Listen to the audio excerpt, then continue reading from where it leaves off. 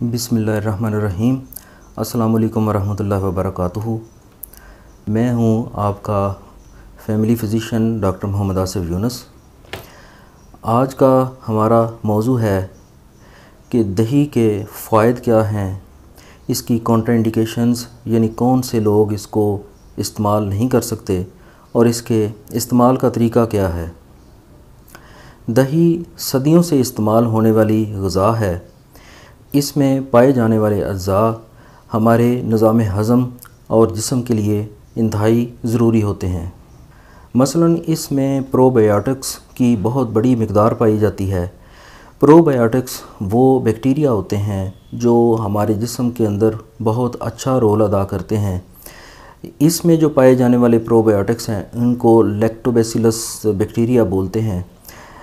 قدرتی طور پر ہماری انتڑیوں کے اندر بیکٹیریاز جو کہ ہمارا نارمل فلورا کہلاتا ہے بہت بڑی مقدار میں پائے جاتے ہیں، جو ہمارے نظام ہضم میں ہاضمے کی رطوبتوں کو سٹیمولیٹ کرتے ہیں، بہت سارے وائٹامنس بناتے ہیں۔ تو دہی جو ہے وہ ان بیکٹیریاز کی گروتھ میں ہیلپ کرتی ہے جو ہمارے نظام ہضم کو بہتر کرتے ہیں۔ بہت ساری ایسی ڈیزیزز مثلاً IBS یعنی اریٹیبل باول سنڈروم، جس میں مریض بدہضمی کا شکار رہتا ہے، گیس اپھارا اور مختلف قسم کے عوارض اس کو ہوتے ہیں، تو اس میں اگر وہ پراپر طریقے سے دہی کا استعمال کرے تو جو IBS کے سمٹمز ہیں وہ بہت حد تک ریزالو ہو جاتے ہیں۔ دہی میں اچھی قسم کی پروٹینز پائی جاتی ہیں جو ہمارے مسلز کو مضبوط کرتی ہیں، جو ہمارے جسم کی پروٹین کی ضروریات پوری کرتی ہیں۔ اسی طرح سے اس میں کاربوہائیڈریٹس کی مقدار کم پائی جاتی ہے، لہٰذا یہ شوگر کے مریضوں کے لیے بھی بہت مفید ثابت ہوتی ہے۔ دہی میں موجود پوٹاشیم ہمارے بلڈ پریشر کے مریضوں کے لیے بہت فائدہ مند ہوتا ہے۔ پوٹاشیم ایک ایسا عنصر ہے جو بلڈ پریشر کو کم کرنے میں مدد دیتا ہے۔ دہی میں کیلشیم کی اچھی خاصی مقدار پائی جاتی ہے۔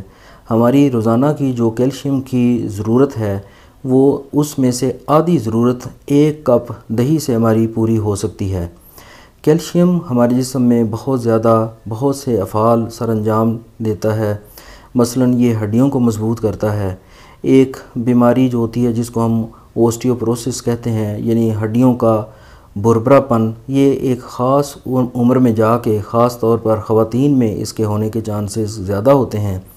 اس کے بچاؤ کے لیے دہی کے اندر وہ کیلشیم بہت فائدہ مند ثابت ہوتی ہے۔ اس لیے ایسے افراد جن کو اوسٹیوپروسس کا خطرہ ہو یا وہ اس کے رسک پہ ہوں، اگر وہ پراپر طریقے سے دہی استعمال کریں تو ان کو بہت فائدہ ہوتا ہے۔ اسی طرح سے دہی کے اندر وائٹامن ڈی بھی پایا جاتا ہے۔ وائٹامن ڈی ہمارے جسم میں کیلشیم کو جذب کرنے کے لیے ضروری ہوتا ہے۔ وائٹامن ڈی کی کمی اگر بڑوں میں ہو تو اس کو ہم اوسٹیومیلیشیا کہتے ہیں، اور اگر چھوٹے بچوں میں ہو تو اس کو ریکٹس کہتے ہیں۔ یعنی اس بیماری میں وائٹامن ڈی کی کمی کی وجہ سے خون کے اندر موجود کیلشیم ہڈیوں کے اندر داخل نہیں ہو سکتی، لہٰذا ہڈیاں کمزور رہ جاتی ہیں، اور خاص طور پر بچوں میں ہڈیوں کا ٹیڑھا پن اور جوائنٹس کا موٹا ہو جانا یہ چیز شامل ہے۔ اگر کسی وجہ سے ہمیں اینٹی بائیوٹک استعمال کرنی پڑے تو اس وجہ سے اکثر لوگوں کا پیٹ لوز ہو جاتا ہے، کیونکہ ان کا گٹ فلورا جو بیکٹیریاز پہ مشتمل ہوتا ہے وہ ڈسٹرب ہو جاتا ہے۔ تو ایسے میں اگر ہم اپنی خوراک میں دہی کا استعمال کریں تو وہ ہمارے گٹ فلورا کو ریسٹور کر کے ہمارا اینٹی بائیوٹک کا یہ جو سائیڈ ایفیکٹ ہے اس کو کور کر سکتی ہے۔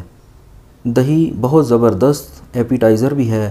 اس میں بھوک بڑھانے کی صلاحیت ہوتی ہے، کیونکہ یہ ہاضمے کے نظام اور ہاضمے کی جو رطوبتیں ہوتی ہیں اس کو سٹیمولیٹ کرتی ہے، جس کی وجہ سے جو بھوک نہ لگنے کی شکایت ہوتی ہے وہ دور ہو جاتی ہے۔ دہی کے اندر قوت مدافعت بڑھانے کی بھی صلاحیت ہوتی ہے۔ اس کے بہت سارے اجزاء ایسے ہوتے ہیں جو ہماری امیونٹی میں بہت ہی زیادہ ضروری ہوتے ہیں۔ دہی کا متواتر استعمال ہمارے جسم میں ایسی تبدیلیاں لاتا ہے جس کی وجہ سے ہم بہت سارے کینسرز جو کہ عام حالات میں مختلف قسم کی ڈیفیشنسیز کی وجہ سے بھی ہو سکتے ہیں ان سے ہم بچ سکتے ہیں۔ دہی کا پراپر استعمال نیند کو ریگولیٹ کرنے میں بھی بہت مدد دیتا ہے۔ دہی کے اندر ایک امائنو ایسڈ ہوتا ہے جس کو ٹرپٹوفین کہتے ہیں۔ یہ ٹرپٹوفین باڈی میں مختلف کیمیائی عوامل سے گزرنے کے بعد ہمارے جسم کے اندر ایک ہارمون جو ہوتا ہے جو نیند لاتا ہے، اس کو ہم میلیٹونن بولتے ہیں، اس کو سکریٹ کرتا ہے، جس کی وجہ سے نیند نہ آنے کی شکایت دور ہو جاتی ہے۔ تو ایسے افراد جن کو نیند نہ آنے کا مسئلہ ہو، وہ بھی اگر دہی کا پراپر استعمال کریں تو وہ اس پروسیس کے ذریعے اپنی نیند نہ آنے کا مسئلہ حل کر سکتے ہیں۔ پرانے زمانے میں بلکہ ابھی بھی کچھ دیہات میں یہ ایک طریقہ کار ہوتا ہے کہ دہی اگر کچھ پرانا ہو جائے 1 یا 2 دن کا تو اس سے نہایا بھی جاتا ہے، یعنی دہی کی کچھ مقدار تیل کی طرح بالوں میں مل کے تو کچھ دیر کے لیے چھوڑ دیا جاتا ہے اور اس کے بعد آپ نہا لیتے ہیں۔ اس سے خشکی سکری کا خاتمہ ہو جاتا ہے اور بال نرم و ملائم ہو جاتے ہیں۔ اب ہم ڈسکس کرتے ہیں کہ کن لوگوں کو دہی موافق نہیں آتی یا کن لوگوں کو دہی استعمال نہیں کرنا چاہیے۔ مثال کے طور پہ اگر کسی کا گلا خراب ہے یعنی سور تھروٹ ہے تو ایسے افراد کو دہی کا خاص طور پر ترش دہی کا استعمال ان کے لیے نقصان دہ ہے۔ بلغمی طبیعت والے افراد یعنی ایسے افراد جن کو کیرا گرتا رہتا ہے، جس کو پوسٹ نیزل ڈرپنگ کہتے ہیں، یعنی حلق کے اندر وہ بلغم گرتی رہتی ہے، یہ ایسے افراد کے لیے بھی دہی کا استعمال اچھا نہیں ہوتا، کیونکہ اس کے استعمال سے ان کی یہ کیفیت مزید بڑھ سکتی ہے۔ دہی کو استعمال کرنے کا طریقہ کیا ہے؟ بہت سارے لوگوں نے اس کے اوپر بہت لکھا ہے۔ مثال کے طور پہ عام صحت کی بحالی کے لیے اگر آپ صبح اور شام آدھا کپ دہی کھانا کھانے سے آدھا گھنٹہ پونا گھنٹہ پہلے لے لیں تو اس کے اندر موجود جو اچھے بیکٹیریا ہیں وہ جلد اندریوں میں پہنچ جاتے ہیں، جو نظام ہضم کو اچھا کرنے میں مدد دیتے ہیں۔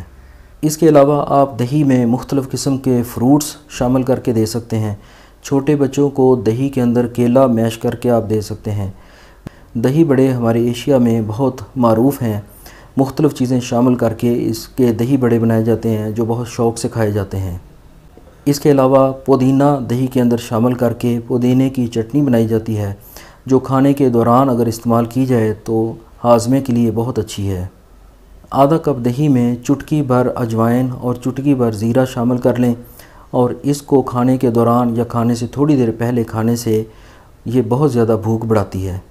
مختصر یہ کہ دہی کا استعمال ہمارے لیے بہت ہی مفید ہے۔ ہمیں اپنے روزمرہ کی خوراک میں دہی ضرور استعمال کرنی چاہیے۔ امید ہے کہ آپ کو یہ ویڈیو پسند آئی ہوگی۔ میرے چینل کو سبسکرائب کریں اور ساتھ میں نمودار ہونے والے گھنٹی کے بٹن کو ضرور دبائیں تاکہ آپ کو ہر نئی آنے والی ویڈیو مل سکے۔ میری ویڈیو کو لائک کریں، شیئر کریں اور دوسروں تک پہنچائیں۔ اجازت دیجیے، اللہ حافظ۔